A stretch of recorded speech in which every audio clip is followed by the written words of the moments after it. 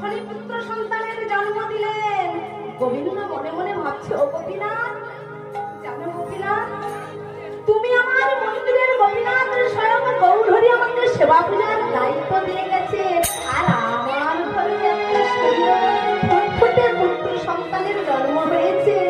আমি তার কি নাম রাখবো জানো?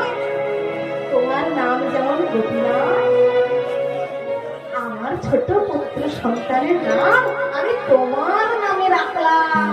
তুমি হবে আমার বড় গোপীনাথ, আর আমার পুত্র হবে আমার ছোট গোপীনাথ। ভগবানের নামে নাম অনুসারে নাম রাখলেন, কিন্তু এবার শুরু হলো ভগবানের আরো কঠিন থেকে কঠিনতম পরীক্ষা।